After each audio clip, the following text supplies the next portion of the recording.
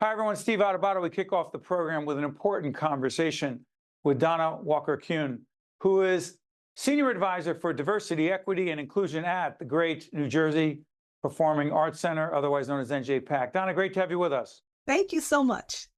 Well, listen, we've talked to John Schreiber and others at NJPAC and many of your folks and colleagues on the arts side. You're on a different side of the house, dealing with different issues. Describe the work of diversity, equity, and inclusion at NJPAC, please. Yes. So I am the Senior Advisor of Diversity, Equity, and Inclusion. And we created this role approximately 4 years ago when we started looking at our strategic plan and realized that we wanted to make sure that DEI was a pillar of NJPAC and how we do business on every level, every aspect. So it's more of a thread as to how we're making sure that we are recognizing the diversity, particularly of Newark, New Jersey, that we are being as equitable as possible and how we deal with our staff and our artists, our students, that we are including as many people as possible in the conversations. And of course, looking at accessibility from a neural disability perspective, as well as the physical components. Now, let me ask you this. There's a new initiative called Standing in Solidarity. Yes. What is it and why is it so impactful? So after the murder of George Floyd, NJPAC really started thinking very quickly about how can we be responsive as the state's cultural anchor institution? How can we really demonstrate what it means to be an anti-discriminatory arts organization? And we already had a series called the PSENG True Diversity Film Series. We had been running those films and panel discussions 5 years prior to 2020. So we decided to use that format, but focus on social justice topics that primarily impact Black and Brown, LGBTQ, and women. And so we launched immediately that July with our first series. And if you recall, we were in the pandemic. So all of this was on Zoom. So each month we present a social justice topic with action steps and solutions. And so we choose a film that reflects the theme, and then we bring together panelists who have expertise in these particular areas. Donna, we're going to put up the website for the New Jersey Performing Arts Center so people can find out more. I'm curious about this. And I've talked to John Schreiber about this, the CEO there, many times, on the air and off the air. So I often wonder, and this is in connection with this initiative, the Black-Jewish Dinner Dialogue. First of all, what is that? And then I'll ask my question. What is the Black-Jewish Dinner Dialogue? That is a monthly series of dialogues between Jewish leadership, primarily rabbis and heads of civic organizations, as well as Black, faith-based, and civic leaders and educators. We come together every month and we talk about how do we get to know each other more deeply? What are the issues that each of us faces? And how can we unite? How can we look at solidarity? And what would that mean in 2024? I actually had this conversation with Dr. Cornel West recently, and I asked him in the interview, why is it so hard for so many of us to have honest conversations about race, racial differences, race relations? We had an interesting conversation about it. But let's shift this a little bit. As hard as it is, what role do you believe NJPAC potentially plays in creating possible dialogue between those in the Jewish community, those who are strong advocates of Israel, particularly given the horrific events of October 7th, and those who are sensitive to the experience of those in Gaza, Palestinians, who are clearly suffering? Is there here's the question. Is there a possibility to actually have a real dialogue that's respectful and meaningful, acknowledging some differences and similarities, but at least talk to each other, not past each other? Is there a question there at all, Donna?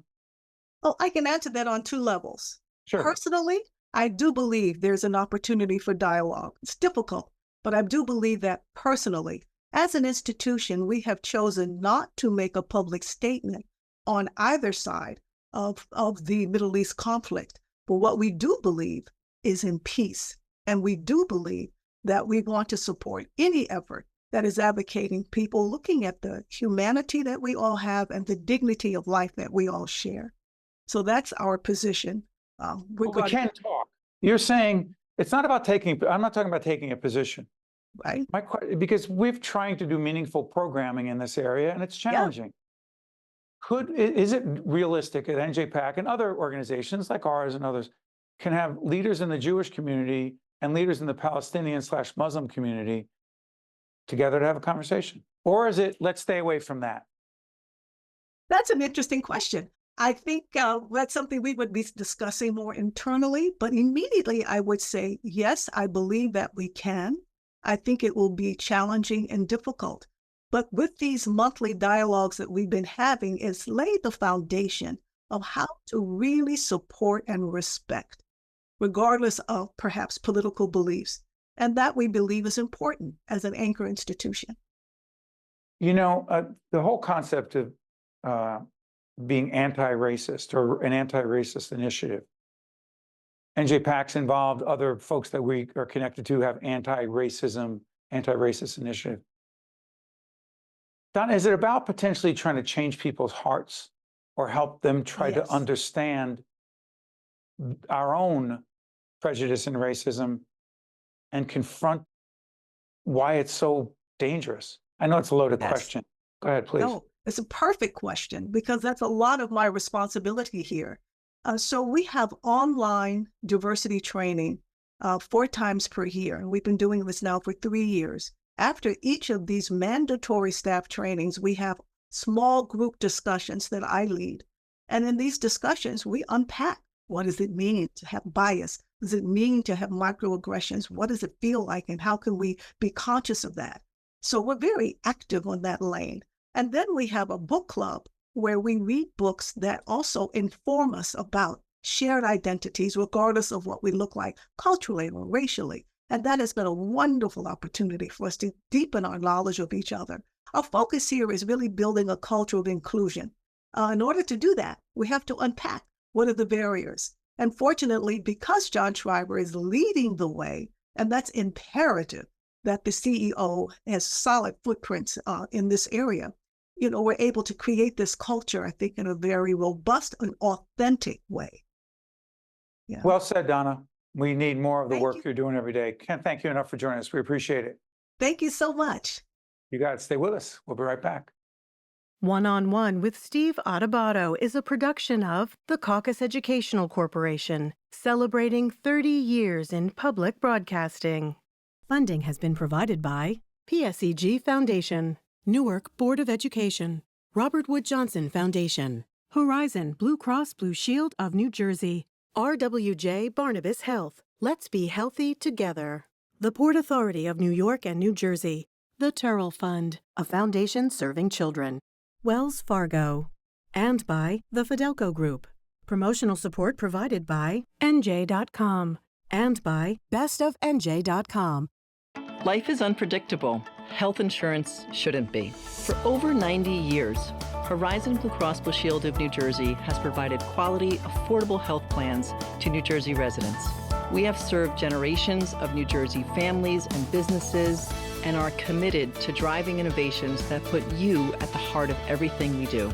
Our members are our neighbors, our friends, and our families. We're here when you need us most. Horizon, proud to be New Jersey.